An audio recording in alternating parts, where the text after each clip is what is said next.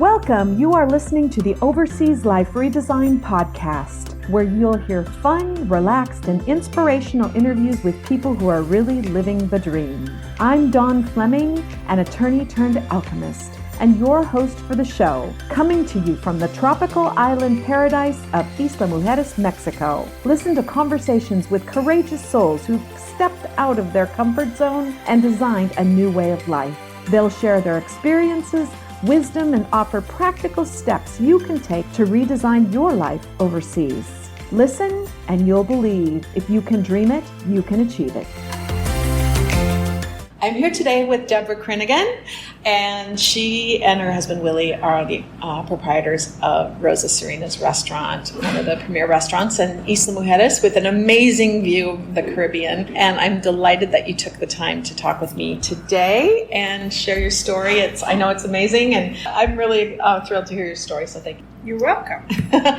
Being the logical-minded attorney, I'd like to start at the beginning. And I know we talked a little bit before, and you've been coming here almost as long as I have, the late 90s, which is a long time. We've seen a lot of changes in the island. If you wouldn't mind sharing, what prompted this move to this lovely paradise that we're privileged to live in? I started coming to Isla Mujeres in 1998 with two good friends of mine from Philadelphia, Barbara Beck and Jimmy Pecuri, who live over by the airport here on the island.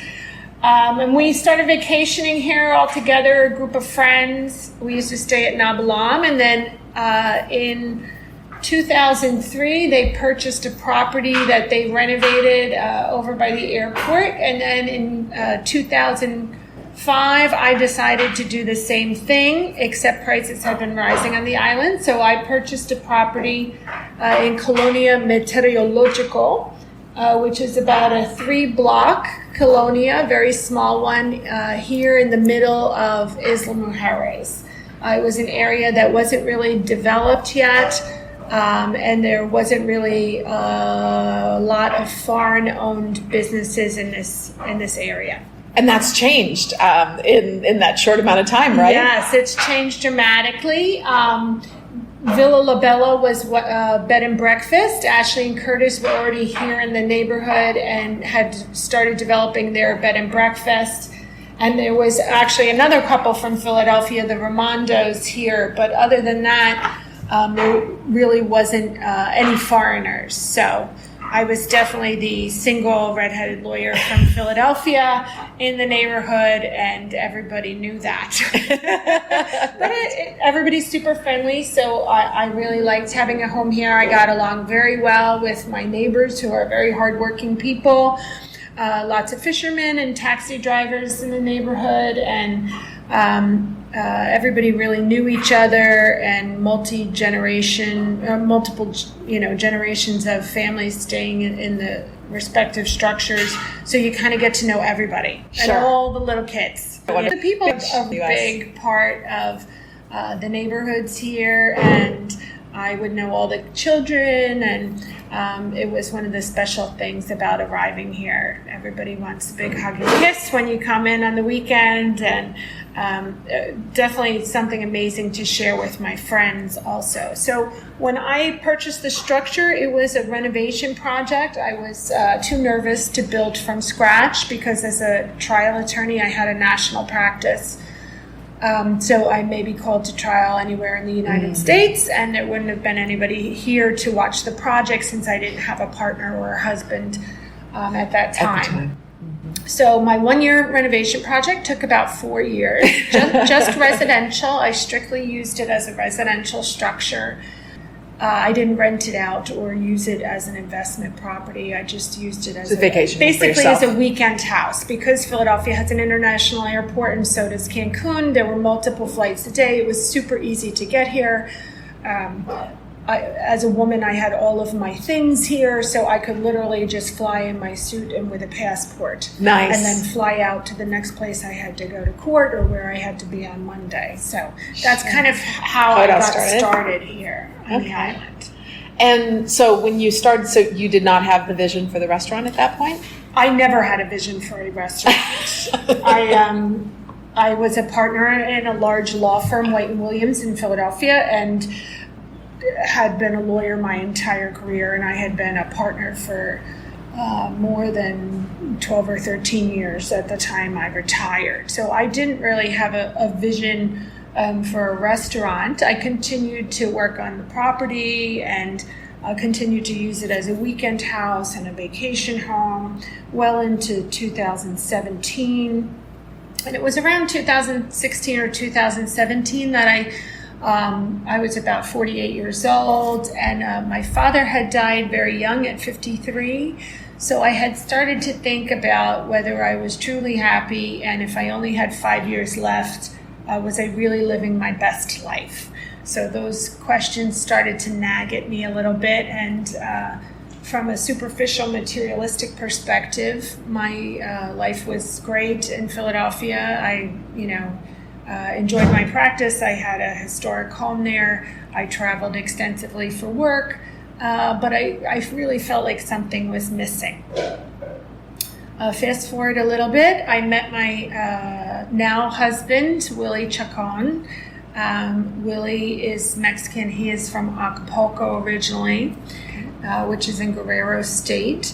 He also had a very long history here on the island. He had lived here between 1993 and 2005, but we never met during that period of time.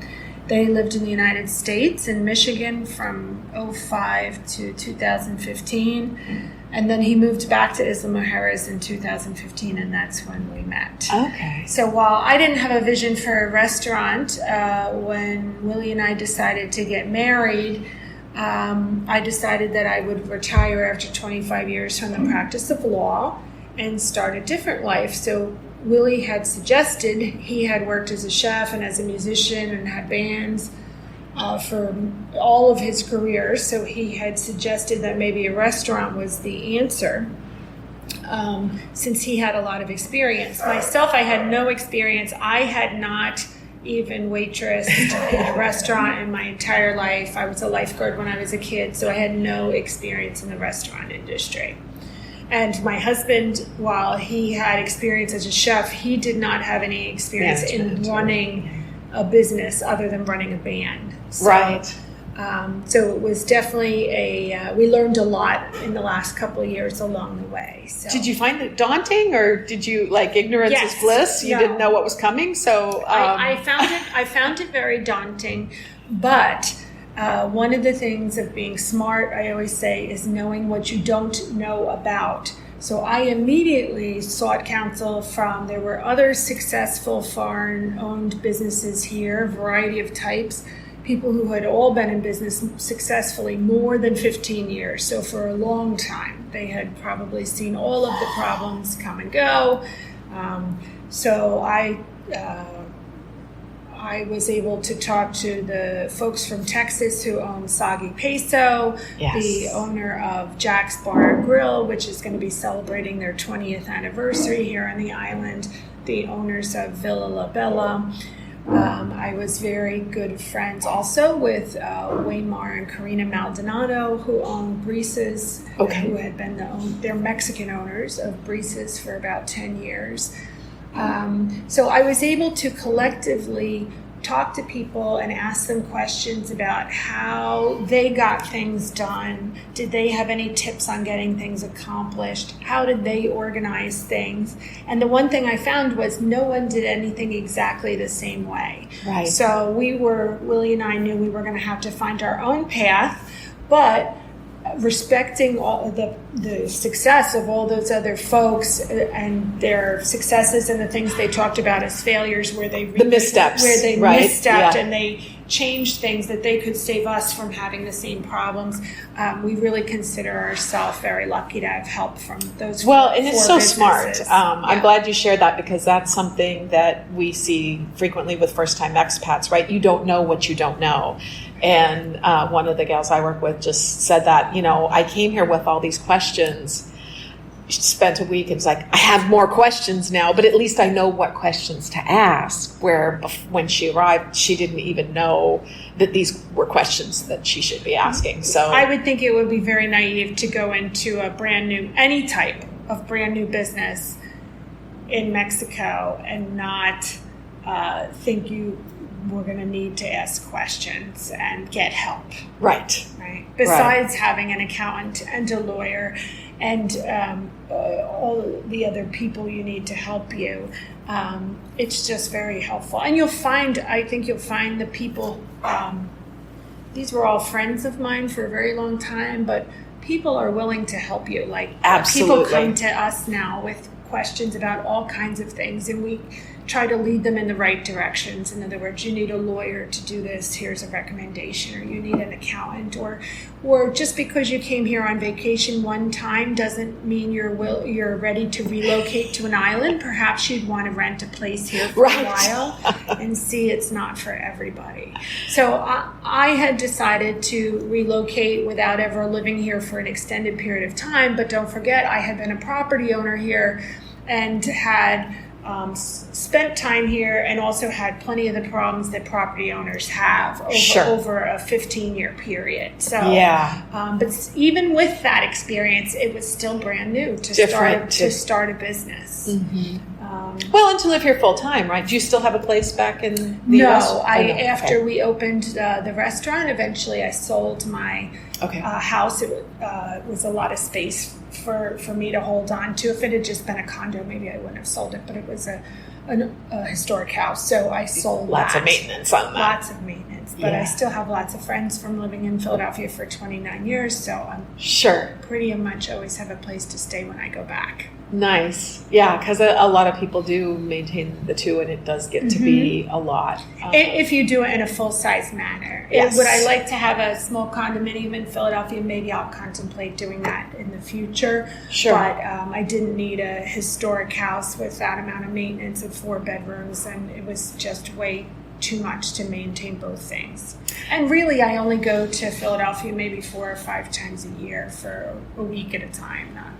Not there for any So I'm curious, period. did you sell it furnished, or one of the things that comes up frequently is the stuff, right? Well, my historic, because I had owned this property for a long time, this property was fully furnished. I had hired found that the best thing for me to do was I had hired a carpenter in Temosan, which is the town of carpenters outside of Valladolid. I had taken a friend of mine who spoke Spanish with me, who helped me negotiate initially, because at that time I have some Spanish now, but at that time I didn't have any. Mm-hmm. And that carpenter did the first contract and did very well, so then I gave him more and more. So he basically built all the furniture for my residence, and all the doors and all the closets and everything over maybe a 15-month period.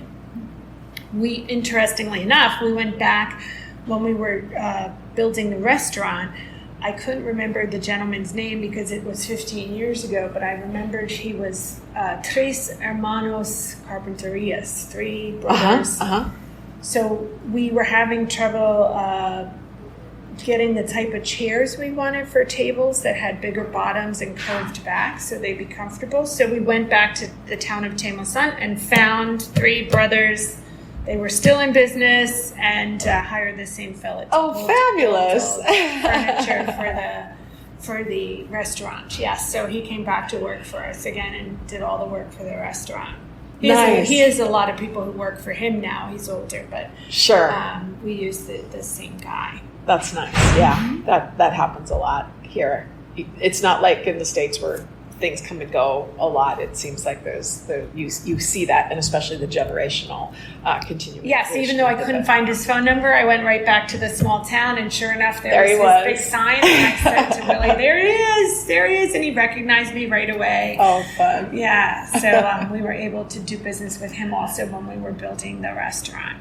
Awesome. Well, the restaurant's amazing. I mean, you have all this wonderful artwork. Can you talk to me about the theme? How did you come up with Rosa, Sirena? And then you've got like all this great mermaid artwork. It's kind of the house itself. When I had purchased the property and was renovating it, I was single, so I painted the entire house pink, and I called it Casa de las Sirenas, House of the Mermaids. Okay. And so the house itself has always been the House of the Mermaids.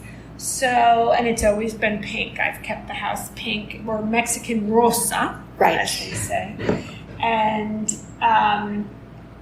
when we were trying to decide what we were going to call the restaurant as we were coming up with the theme, we were actually at a baseball game here on the island with our friends Ashley and Curtis, who own the bed and breakfast up the street, Villa La Bella, and we said, we're trying to think of a name for the restaurant.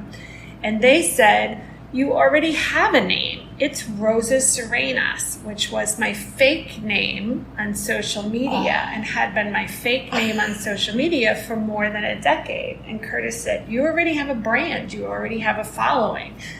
Oh, so brilliant. Rosa Sirena originated from my pink golf cart, whose name was Rosa. I named her Rosa. And the house being Casa de las Sirenas. So around 2007, when social media started to become more mainstream, I wanted to be on social media, but as a national lawyer, I needed to be in hiding. So, that people couldn't necessarily find your alias, or your perfect private life. So I took Rosa and Sirenas, which kind of means loosely red mermaid or pink mermaid, and that became my fake name. So over the course of more than 10 years here on the island, there were people who didn't know me as well or didn't know me personally that would think my name was Rosa. So people would wave and say, hi, Rosa, hola, Rosa. And I would wave back and just let it go and say, hi, how are you? And a lot of people said, we just thought your name was Rosa because you have red hair. Right. And so Curtis was right, and we named the restaurant the Rosa Sirenas because it already had that presence in media. And we continued the mermaid theme. So there was already a mermaid theme in the residence. So basically all of the art in the restaurant is either done by Mexican artists or is mermaid related. Right. So we have a mix. We have a lot of Diego Rivera and Simone Sylvia, Frida Kahlo, and then we have a lot of historic, pretty famous French artists, English artists, and a lot of sirens. Yes, I call them. yes. A lot of siren-related art. And then also, in terms of decoration, a lot of the women of the island, after we opened the restaurant, this is very nice and very welcoming. Lots of women who had homes here started coming in with mermaids, like all, mermaids from TJ Maxx or mermaids from wherever they happened to see them. So the women would just bring mermaids in. So we used a lot of those mermaids to decorate the tables in the bathroom areas, and it was just really fun in a nice way. We kind of really felt the support from the community with that. Nice. What a great story. I had no idea that was the history of it. That's how we got to Rosa Sirena. That's fun. And then you have live music regularly here with some amazing performers. Exactly. And so my husband, the menu, he's a self-taught musician. So he had multiple bands when he used to be here on the island, and had also worked as a cook when he lived in Acapulco, and then when he was in Michigan, he worked as a chef under Matt Balmer, who has multiple restaurants in the Holland Sagatuck area. And so he brought those skills to the table. So the first 6 months we were open, he was pretty much only in the kitchen. Mm-hmm. We had agreed that we wanted music every night, so I was in charge of developing the music program. Since he's a musician, he's better off not handling that aspect of it. Interesting. And we started a music program. Then after about 6 months, we are very lucky to have 2 senior fellas in the kitchen that have more than 30 years experience each. Okay. So they had mastered all his recipes, and were very, very experienced guys. So after about 6 months, Willie came to me and said, "Hey, I miss playing music. Can I get in on can I get into the music program? Yeah, what about me?" So the first artist we started here with was Rhett McGahee, who doesn't sing anywhere else. She's the co-owner of Isla Brewing Company and the principal of her daughter's bilingual school. So she started us off on the very first night she was open, and she's still here. So most of our musicians that we've had long-term since the restaurant has been open.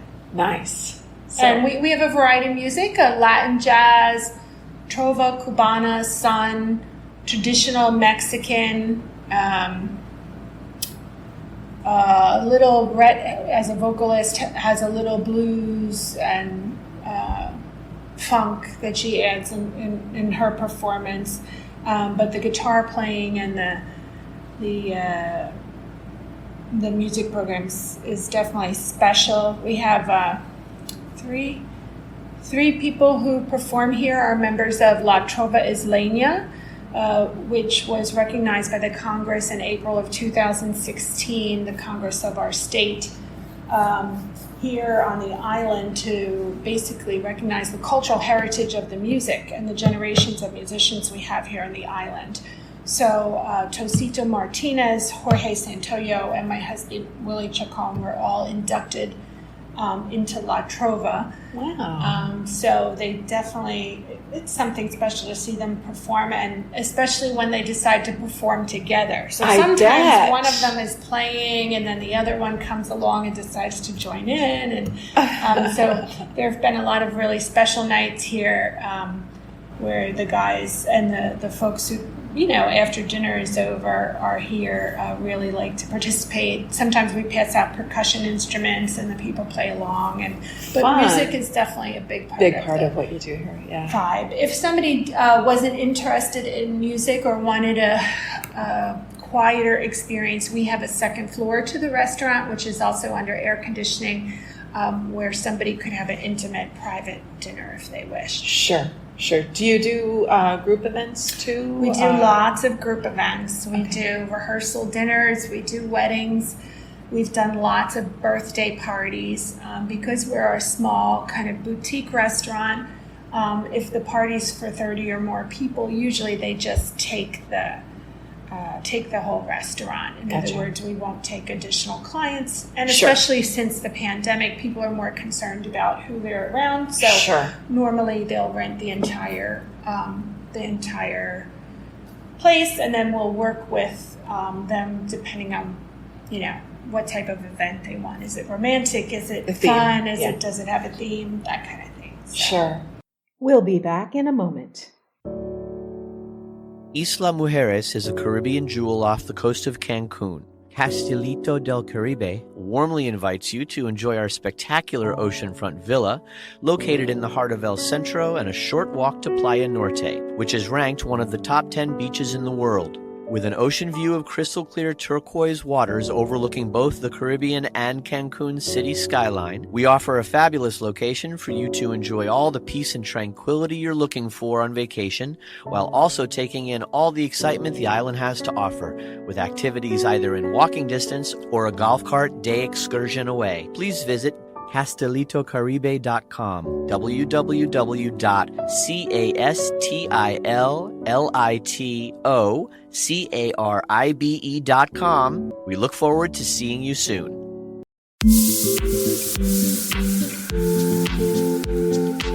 Is it time to go? Are you starved for adventure and new experiences? Do you feel like you're slowly dying inside, just a little, day by day? Afraid of having to work forever with never enough money to retire or live the life you have always imagined? Life doesn't have to be that way. Instead, imagine waking up in paradise every day saying, "Pinch me, is this real?" Join me in this free live workshop. You'll walk away with your own custom roadmap to a dream life in paradise without breaking the bank. Register for our next free workshop at paradiseroadmap.com.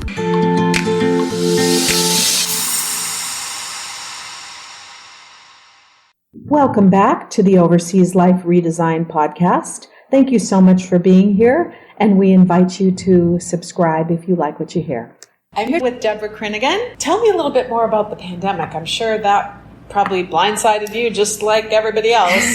It did. My husband is kind of conservative fiscally, so we had only been in business about 2 years and 2 months. We had been saving money, thank goodness, because he is conservative. And notice I said don't mention myself in that. He's more fiscally conservative than I am. And so the pandemic obviously caught us by surprise. We had only been in business 2 years and 2 months. So for a restaurant, that is very, very new. Early in the cycle. Very early in the cycle of the restaurant. I believe we were the first restaurant to close here because we had an incident or two that were kind of disconcerting with people mentioning COVID and the wait staff, and literally only 5 days later the municipality closed the entire island. So I guess we kind of knew it was coming. So when that occurred, we came up with the idea with two of our friends, Tommy and Allison Morandi. He is a manager over at Sagi Peso, and to start a charity because we knew that eventually people would not have enough money to eat here. That tourism here on the island is 99% of our economy. To give just an example of that, as a restaurant, you'd have to think that the taxi driver I call to drive my people, the juice person who squeezes my juice, the laundry people who do our linens, the fishermen who bring us fresh fish in the morning, the lobstermen who bring us fresh lobster, the people across the street that sell us ice. I mean, the list just goes on and on and on, and that's how interrelated all the businesses are here. So we knew eventually food scarcity would be an issue on the island. We could foresee that. And I had also been around during the swine flu pandemic when President Obama had issued, I believe it only lasted for about 6 weeks, but an order that you were not supposed to fly to Mexico. And even that short period of time really dramatically affected tourism here. I think it was lifted in May of that year when that had occurred, but it caused the cancellations of lots of weddings and lots of events that summer, and people had a difficult time. So with something so much worse as this pandemic was, you could kind of foresee that the handwriting was on the wall. So we got together with Tommy and Allison, and we decided we needed somebody who was very good with the accounting and who, was good at working with charities. So we talked to our friends Rob and Julie Goth, and Rob is the CFO for the Little Yellow Schoolhouse. And a few other charities, actually. So he's a great CFO and really kind of understands the ins and outs of the financial aspect. So they were on board. So the three couples got together, and based on our people's generosity and our reputations, we were able to raise a lot of money very quickly. And then the challenge became how to use the funds the best as things started to get worse, March into April here, and then I'd say May was by far the worst month here on the island for food scarcity. So as a restaurant owner and somebody who's been around, it was a very difficult time because people would come here directly to ask me for help. Yeah, that was tough. But the charity we did a Chedraui card, so we were under dry law. People could take the cards, they were 500 pesos a piece, and go buy food for their family. We did the pantry bags, and we did that in coordination with all the other charities on the island. Pantry bags, the idea is that it would be enough food in there for a family of 4 to cook for a week. And then the final thing was, because we owned a restaurant, we weren't sure how it would work out, but we wanted to try to do a food kitchen because that would reach the most people at the most effective price point. But we weren't allowed to have people on the street here on the island. So we had to think of a way for distribution and other things that didn't run afoul of the local ordinances at the time. So we couldn't have people lining up, in other words, for food. So what we did was we talked to lots of friends and lots of other small business owners here on the island that were willing to act as distribution teams for food. So, and their businesses were in different neighborhoods. For example, Isla Driver Robbie and Isla Lashes was in La Gloria. There was another couple that handled Guadalupana. There was Isla Brewing Company, that's, I don't even know which colonia. There's so many colonias here on the island that's in another area. The Island Time Schoolhouse was Little Yellow Schoolhouse was literally a distribution team. The Sagi Peso was a distribution team. Villa La Bella assisted with distribution of pantries. And so you just had all these different small businesses. So what we did was they would show up at the door twice a week with crates. They would give us the crates because we did not have all the staff here because you weren't supposed to at the time. Right. And we would fill the crates with all the food, and then the crates would go out, and that distribution team would go out to their own neighborhood where they would really know, because there's a lot of property behind property in the neighborhoods here that you can't really see from the street. So who to know their own neighborhoods better than the small businesses that operate in those neighborhoods? Right. So we did that for the whole month. Towards the end of the month, we could only produce about 500 units because we're a very small restaurant. So we kind of put out the word for help, and Penny Deming, who owned the joint, was not on the island at the time, but she was paying her staff, and her staff was here. So she basically turned her manager over to me, and we helped them. I gave them instructions on what to do and how to do it. I gave them the cash to do it. So their kitchen started producing another 250 units. So on the day of distribution, they would bring their food here to join with the food we were producing, and then it would go out to the team. So that really enabled us to reach like an additional 250 families where we wouldn't have been able to do it. We had help, I believe Maria Danuccio helped once before she left the island, and we had help from Asia Carib towards the very end there because the need was greater than the supply. It was growing, so by the end, we were doing about 1,000 units each time we did it. And then in June, the island reopened and things started to get better slowly. So we closed the food kitchen aspect of it, but continued our work with the food cards and also with the pantries.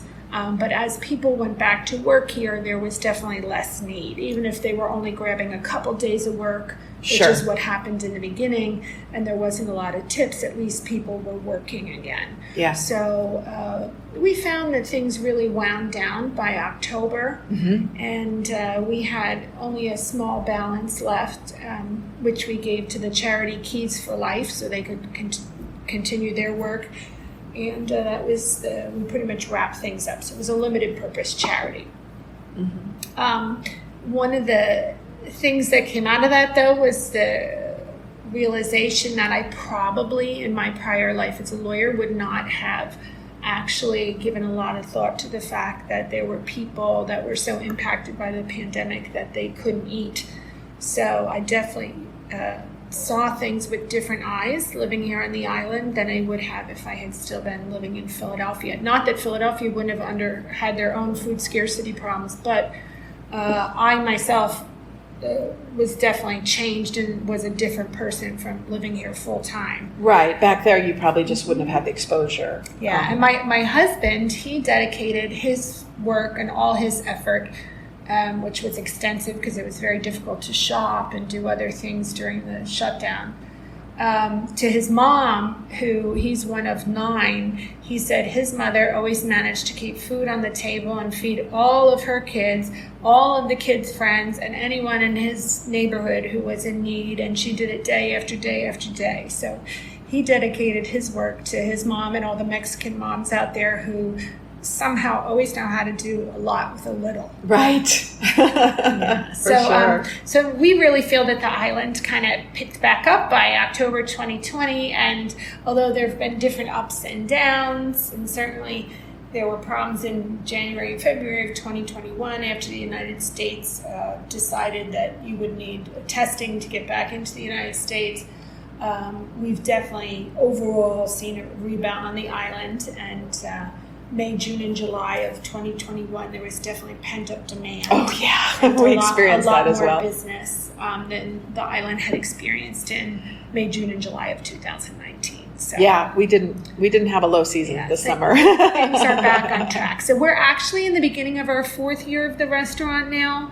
But sometimes we just feel like it's our 3rd year because we feel like we missed our lost year. Our 3rd year. We were actually totally closed about 5 to 6 months of the 2020. So because we tried to reopen in the summer, but there wasn't enough people. So we're open 6 weeks with part of the staff, and then we closed again, and then we tried to reopen again in October, and then we kind of stuck it out and stayed open. Yeah, our last guest checked out in like March 20th, and we didn't have anybody until October, the first week of October in our villa. Yeah, it was a solid 6 months with nothing.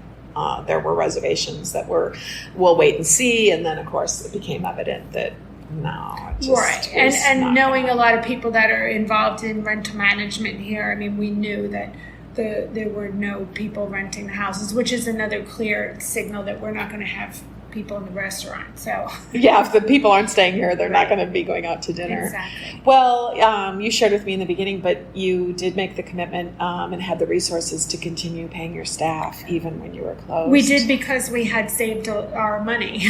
So unfortunately, fortunately for them, when they started to go back to work, one of the interesting things in just talking with all the other small business owners was that when the people went back to work and tourists started to come back, even though if it was small amounts of tourists, they were doing okay. But that does not mean the owners of the businesses were okay. Right. That means the businesses were barely in the red or just breaking even. So for the owners to recover, it's taken a much longer time than it does for the people, because they live kind of day to day, but the owners weren't making any money for a long extended period of time, which, we like to support all the other charities on the island, but, the owners are still not recovered. It'll be a long time, but it was only because of our savings that we were able to continue to pay our people, to distribute that, to give them additional work when we had additional work for them, to bring some of them back full time. To maintain their benefits during the period of time was actually more important in case people got sick. And that is unusual, right? A lot of businesses were not able to do that during some were not able to do that, and some it's a philosophy thing. We're a hybrid business. We're half American, half Mexican owned. Right. But there were other businesses that had been around the island for a very long time that didn't pay their people at all. I mean, the people it was mandated under federal law that you were supposed to pay a minimum of 1 month severance. Okay. So the federal government put that burden on small business owners, which is kind of crazy because not everybody could afford that, but that was what federal law said. But there were businesses that were well established for a long time that did not pay their people. And everybody knows who they are. Sure. And on a small island like this, everybody word knows. Gets around. Yeah, right. You don't. And how did your staff react? Were they surprised that you were willing to do that, or we didn't really discuss that with them. We just called them. I mean, it was kind of a top-down decision. We just said, "This is what we have for you," But were they surprised? They knew that they were lucky because everybody knew other people that had we're not getting any money at all. I mean, they basically, wages here are lower the same way in the restaurant industry, the wage itself is low, the tips are high. Mm-hmm. So that's no different between American and Mexican culture. But if at least you're getting paid every day, at least that's money to eat and money, towards some bills. Sure. Or trying to get by. So. Do you think has that impacted the relationship with your employees? Do you sense? No, a lot of them are very young, so they're very. Okay.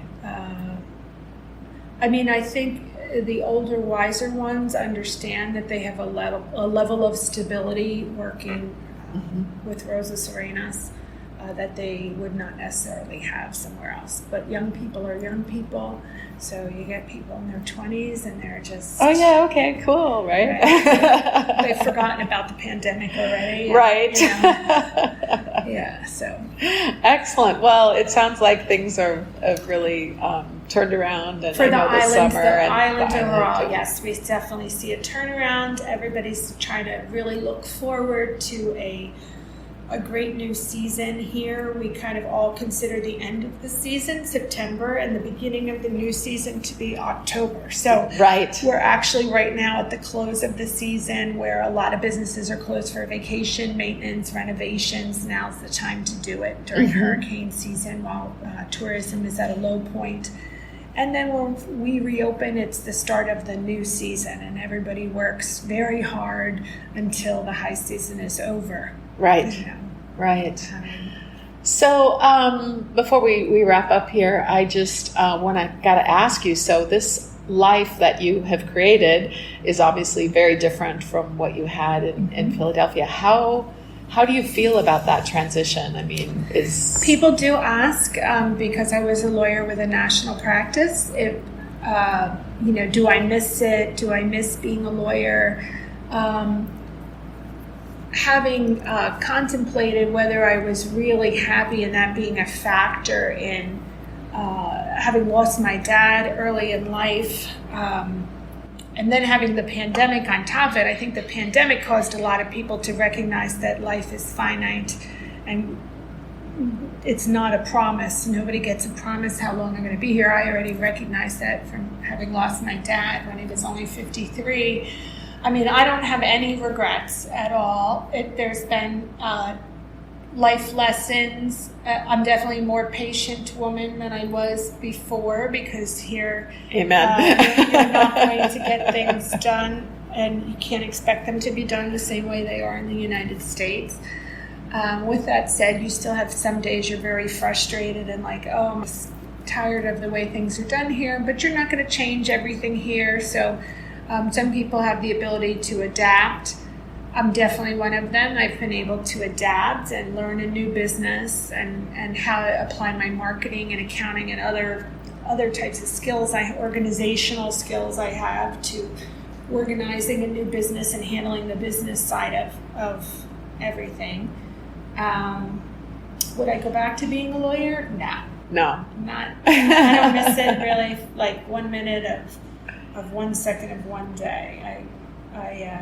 It was a part of my life, and when I closed that chapter, I closed it. Yeah. Once a lawyer, always a lawyer, but one of the conversational things in the restaurant, obviously, I meet lots of people from all over, and a lot of them say, like, oh, how did you land here, or where did you come from? And I say, oh, I'm a recovering lawyer, and I used to have a national practice, and I always say, now I have a cute, artsy husband and 2 rescue puppies, and I make coconut cheesecake for a living, which people usually find amusing. And sometimes even I find it amusing that that's how my life turned out, but I wouldn't change it.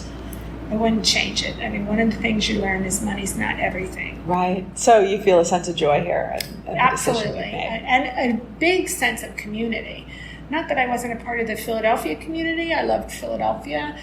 But here it's a small island with 20,000 plus residents, and you just really get to know people a lot better, which is why the island is able to sustain itself in a different way during times of crisis, whether that be hurricanes or fires or pandemics, than other larger areas of Mexico where they may have communities, but it's not that real sense of togetherness that you have here. And the island is also very blessed because there's a lot of foreigners who are super fond of Isla Mujeres and the people of Isla Mujeres. So and generous. The island benefits from their generosity, absolutely. Yeah, wonderful. Well, is there anything I didn't ask you that you want to share before we wrap up? Not really. Just if you're thinking about making a change, sometimes you have to not be afraid and jump right in. It's just like anything else. You make a plan, you implement a plan, even if it takes a while. The implementation of me moving from Philadelphia to here full time took over a year. And then it was another year after that before I sold my property there. So it took quite a while. And if you are going to be involved in a new business that is Mexican related as opposed to being an international or an online business, you have to go through those processes of making a company. For us, we had to buy our liquor license. Sure. I wanted to be positive about my use and occupancy because this had been a residential property initially. That in fact part of it could become a restaurant, and so those things all took long periods of time. And similarly, because it took a while to properly leave my law practice behind and to separate from that, because I had a lot of cases that had gone on for a long time. So that takes months and months and months. The more complications, the longer it's going to take. Months to try to wrap those up properly for those clients. So that's it. You have to start somewhere. So if you have the idea, start. And if the plan doesn't seem like it's going to work, or you can't figure out how to implement the plan, then make a plan B. Start with another plan. So it's just like getting anything else accomplished. Great words of wisdom. I'm glad you shared that. Awesome. Well, I will definitely put in the show notes a link to your Facebook page, or if you have a website or whatever, so folks can get in touch with you and come and experience this amazing restaurant you've created. All right. Thanks so much, Dawn. This episode of the Overseas Life Redesign podcast was brought to you by our sponsors. Thanks for tuning in. Did you love this episode of the Overseas Life Redesign podcast? Then please subscribe to our show and leave us a nice review. It's very much appreciated. We invite you to visit paradiseroadmap.com and register for our upcoming free live workshop, How to Retire Overseas on a Shoestring Budget. We'd also love for you to become part of our Live and Earn in Paradise Facebook group. Thanks for listening.